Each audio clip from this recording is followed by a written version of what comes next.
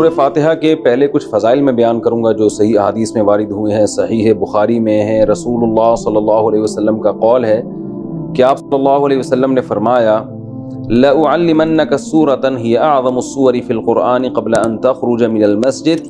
صحابی کہتے ہیں ثُمَّ أَخَذَ بِيَدِي فَلَمَّا أَرَادَ أَن يَخْرُجَ قُلْتُ لَهُ أَلَمْ تَقُلْ لَأُعَلِّمَنَّكَ سُورَةً هِيَ أَعْظَمُ سُورَةٍ فِي الْقُرْآنِ۔ صحابی رسول کہتے ہیں نبی صلی اللہ علیہ وسلم نے فرمایا کہ مسجد میں نکلنے سے پہلے میں تمہیں ایک ایسی صورت بتاؤں گا جو قرآن مجید میں سب سے افضل صورت ہے، سب سے عظیم صورت ہے۔ جب نکلنے لگے تو صحابی فرماتے ہیں میں نے یاد دلایا تو آپ صلی اللہ علیہ وسلم نے فرمایا سب سے عظیم صورت ہے الحمدللہ رب العالمین، اور آگے پوری سورہ فاتحہ۔ تو یہ بڑی فضیلت ہے، قرآن مجید میں بھی اللہ نے اس کی فضیلت کو بیان کیا، فرمایا وَلَقَدْ آتَيْنَاكَ سَبْعًا مِّنَ الْمَثَانِي وَالْقُرْآنِ الْعَظِيمِ۔ اے نبی ہم نے آپ کو 7 وہ صورتیں دی ہیں جو بار بار دہرائی جاتی ہیں اور باقی قرآن۔ تو یعنی اس صورت کو الگ سے اللہ نے بیان کیا کہ باقی قرآن بھی دیا اور یہ 7 صورتیں بھی دیں، تو یہ اس کی علامت ہے کہ اس صورت کی اللہ کی نظر میں بہت اہمیت ہے۔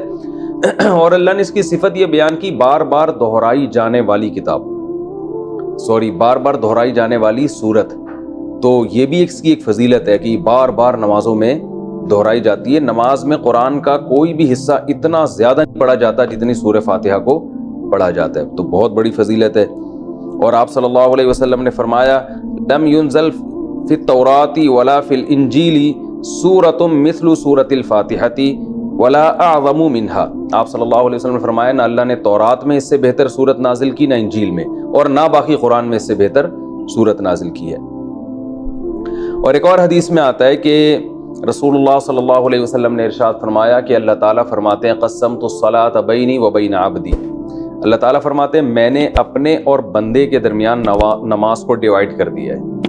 تو یہاں نماز سے مراد فاتحہ ہے، یعنی اس کی اتنی اہمیت ہے کہ اللہ نے فاتحہ کو نماز سے تعبیر کیا ہے۔ تو فرمایا کہ جب کوئی بندہ نماز میں کھڑا ہو کر کہتا ہے الحمدللہ رب العالمین، تو اللہ تعالیٰ فرماتے ہیں حمیدنی عبدی، میرے بندے نے میری حمد و ثنا کی، یعنی فرشتوں سے فخر سے کہتے ہیں۔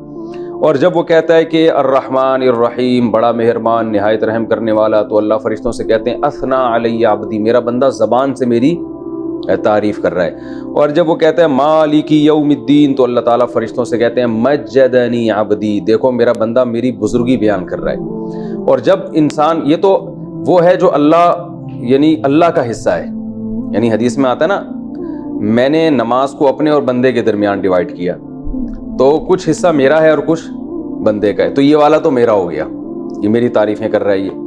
اور فرمایا کہ جب یہ کہتا ہے ایاک نعبد و ایاک نستعین، اے اللہ ہم تیری عبادت کرتے ہیں، تجھ سے مدد طلب کرتے ہیں، تو اللہ تعالیٰ فرماتے ہیں ھذا بینی و بین عبدی، کہ میرے اور بندے کے درمیان ایگریمنٹ ہے کہ یہ توحید پر قائم رہے گا۔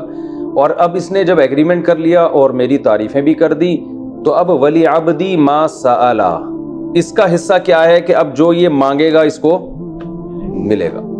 تو اب یہ مانگے گا کیا، اللہ تعالیٰ ہم پہ چھوڑ دیتے، ہم الٹی سیدھی مانگنا شروع کر دیتے، تو اس لیے اللہ نے فرمایا کہ بڑی چیز مانگو خود، کیونکہ اللہ کی رحمت جوش میں ہے اور اللہ کو پتہ ہے کہ میں دعا قبول کروں گا، تو اس لیے اللہ نے اچھی دعا مانگنے کا ہمیں حکم دیا جو اہم تھی۔ اور حکم کیا دیا، اہدنا الصراط المستقیم، کہ اللہ تو ہمیں سیدھے راستے پر چلا، صراط الذین انعمت علیہم غیر المغضوب علیہم ولا الضالین۔ تو یہ اس طرح سے اللہ تعالیٰ نے فاتحہ کو 2 حصوں میں ڈیوائیڈ کیا ہے حدیث کے مطابق۔ اور حدیث میں آتا ہے صحیح مسلم میں عبداللہ بن عباس رضی اللہ عنہ سے مروی ہے کہ آپ صلی اللہ علیہ وسلم کے پاس جبریل علیہ السلام بیٹھے ہوئے تھے، اچانک آپ نے ایک زوردار آواز سنی جو اس سے پہلے کبھی نہیں سنی تھی۔ تو جبریل نے فرمایا کہ یہ ایک آسمان کا دروازہ ہے جو کھلا ہے، جو آج سے پہلے کبھی بھی نہیں کھلا تھا، اس سے ایک فرشتہ نازل ہوا ہے، اور فرشتے نے نازل ہو کر پھر نبی صلی اللہ علیہ وسلم کو خوشخبری سنائی اور فرمایا ابشر بنورین اوتیتہما لم یؤتہما نبی قبلک فاتحۃ الکتاب و خواتیم سورۃ البقرہ۔ اس نے آپ صلی اللہ علیہ وسلم کو خوشخبری سنائی اور عرض کیا کہ یا رسول اللہ، آپ کو میں 2 ایسی قرآن کی صورتوں کی خوشخبری سنا رہا ہوں جو آپ سے پہلے کسی نبی کو نہیں دی گئی، تو ایک تو سورہ فاتحہ اور ایک سورہ بقرہ کا آخری حصہ، آمن الرسول بما انزل الیہ من ربہ والمؤمنون۔ تو یہ اس کے کچھ فضائل ہیں۔ اس سے معلوم ہوتا ہے کہ بہت بڑی فضیلت ہے۔ ایک فضیلت سورہ فاتحہ کی یہ بھی ہے کہ یہ دم میں بھی رقیہ کے کام آتی ہے۔ صحابی سے ثابت ہے کہ انہوں نے ایک جن اتارا اور سورہ فاتحہ پڑھ کے ان پہ پھونک مارتے گئے اور وہ جن کے اثرات ختم ہوتے چلے گئے۔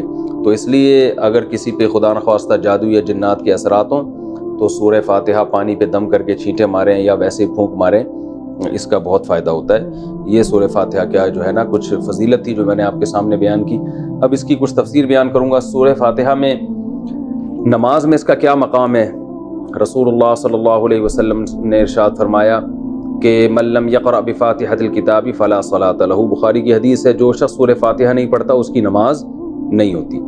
تو اتنی بات تو بہرحال ثابت ہے کہ سورہ فاتحہ نماز کا ایک ضروری حصہ ہے۔ اب اس میں اختلاف ہے فقہا کا کہ امام اگر پڑھ لے تو سب کی طرف سے کافی ہوگی یا نہیں ہوگی۔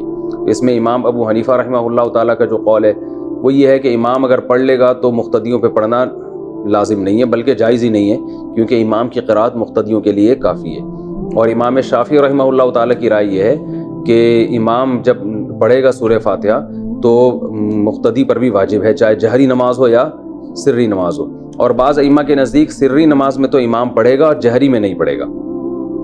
تو سب کے اپنے دلائل ہیں۔ امام شافعی رحمہ اللہ تعالیٰ کی دلیل ہے یہی حدیث کہ جو شخص فاتحہ نہیں پڑھتا اس کی نماز نہیں ہوتی۔ وہ کہتے ہیں اس میں تو یہ نہیں ہے کہ امام اور مقتدی کا فرق نہیں کیا گیا، لہذا سب کے بارے میں ہے یہ۔ اور یہ جو آیت ہے قرآن مجید کی، اذا قرئ القرآن فاستمعوا لہ، جب قرآن کی تلاوت کی جائے تو خاموشی سے سنو، تو وہ کہتے ہیں یہ جو ہے یہ جمعے کے خطبے کے بارے میں ہے، یہ اس کے بارے میں نہیں ہے نماز کے بارے میں، کیونکہ اس کے بارے میں تو صحیح حدیث میں آتا ہے کہ جو ہے وہ جب قرات کی جائے تو خاموشی سے، یعنی حدیث میں آتا ہے کہ جو فاتحہ نہیں پڑھتا اس کی نماز نہیں ہوتی۔ اور بعض ائمہ اس طرف گئے ہیں کہ سری نمازوں میں تو پڑھی جائے گی، جہری میں نہیں۔ جہری میں کیوں نہیں پڑھی جائے گی؟ وہ کہتے ہیں قرآن کی آیت ہے جب قرآن پڑھا جائے تو خاموشی سے سنو، اور سری میں اس لیے پڑھی جائے گی کہ یہاں قرآن زور سے پڑھا ہی نہیں جا رہا، تو خاموشی سے سننے کے بھی ہمیں حکم نہیں ہے، لہذا ہم جیسے چاہیں، یعنی ہم جو ہے وہ اسی حدیث پر عمل کریں گے جس میں آتا ہے جو فاتحہ نہیں پڑھتا اس کی نماز نہیں ہوتی۔ اور ایک حدیث میں یہ بھی ہے کہ صحابی نے پوچھا یا رسول اللہ ہم امام کے پیچھے ہوتے ہیں، تو آپ نے فرمایا اقرأ فی نفسک، کہ اس کو دل میں پڑھو فاتحہ کو اگر امام کے پیچھے بھی ہو۔ تو اس بیس پر بھی امام شافعی نے استدلال کیا کہ امام کے پیچھے بھی ہوں تو آپ کو فاتحہ پڑھنی چاہیے۔ جو امام حنیفہ کے دلائل ہیں وہ دوسری طرف ہیں۔ وہ پہلے تو قرآن کی آیت پیش کرتے ہیں کہ قرآن میں آتا ہے اذا قرئ القرآن فاستمعوا لہ وانصتوا، جب قرآن کی تلاوت کی جائے تو خاموشی سے سنو اور غور سے سنو اور خاموش رہو۔ تو وہ کہتے ہیں اس میں تو سورہ فاتحہ اور غیر فاتحہ دونوں داخل ہیں، لہذا جہری نمازوں میں تو سوال ہی پیدا نہیں ہوتا۔ باقی یہ جو حدیث ہے جس میں آتا ہے کہ صحابی نے کہا ہم امام کے پیچھے ہوتے ہیں تو آپ نے فرمایا صرف فاتحہ سورہ فاتحہ پڑھ سکتے ہو، تو کہتے ہیں یہ خبر واحد ہے اور یہ قرآن کی مقابلہ نہیں کر سکتی۔ قرآن تو متواتر ہے، تو قرآن میں جب صاف لفظوں میں منع کیا جا رہا ہے، اور خاص طور پر بعض صحابہ سے مروی ہے کہ وہ قسم اٹھا کے کہتے تھے کہ یہ نماز کے بارے میں نازل ہوئی ہے، تو ہم کہتے ہیں کہ نماز ہو یا جمعہ ہو سب کو شامل ہے۔ جب بھی قرآن سنانے کے لیے پڑھا جائے گا تو اس کا سننا واجب ہے۔ ایک ہوتا ہے کوئی اپنے طور پہ تلاوت کر رہا ہے، وہ تو اس کی مرضی ہے، اپنے طور پہ تلاوت کر رہا ہے، آپ سنیں نہ سنیں۔ ایک ہوتا ہے باقاعدہ کوئی محفل ہو جس میں سنایا جا رہا ہو، تو اس میں تو سننا بہرحال واجب ہے۔ تو سری نمازوں کے بارے میں امام حنیفہ کی جو حدیث ہے وہ بہقی کی حدیث ہے، من کان لہ امام فقراءۃ الامام لہ قراءۃ، حدیث میں آتا ہے جس شخص کا کوئی امام ہو تو امام کی قرات مقتدی کے لیے کافی ہے۔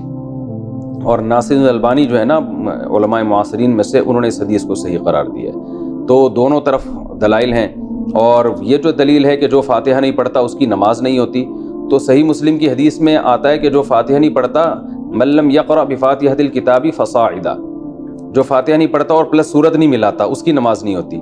تو ہم کہتے ہیں پوری حدیث تو یوں کہ فاتحہ اور پلس سورت، تو جیسے سورت کے بارے میں آپ کہتے ہیں کہ جو امام کے پیچھے کھڑا ہے وہ سورت نہیں پڑھے گا، امام کی سورت اس کے لیے کافی ہو گئی، تو ایسے ہی فاتحہ کے بارے میں بھی ہے۔ رہا یہ مسئلہ کہ حدیث میں آتا ہے کہ جو فاتحہ نہیں پڑھتا نماز نہیں ہوتی، تو اس سے مراد ہے حقیقتاً بھی نہ پڑھے حکماً بھی نہ پڑھے۔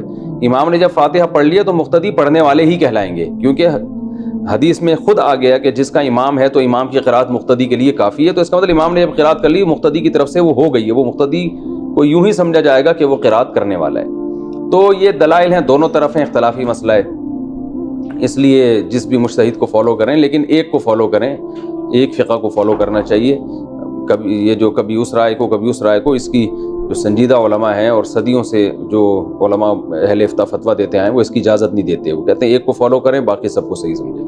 تو یہ تو کچھ جلدی میں نے مختصراً اختلافی مسئلہ بیان کیا. باقی سورہ فاتحہ کی تفسیر کیا ہے؟ یہ قرآن مجید کی وہ سورت ہے جو سب سے پہلے جس کو رکھا گیا ہے. نازل تو پہلے نہیں ہوئی ہے لیکن رکھا سب سے پہلے گیا اس کو. اس کی وجہ یہ ہے کہ ہم جب بھی قرآن کی ابتدا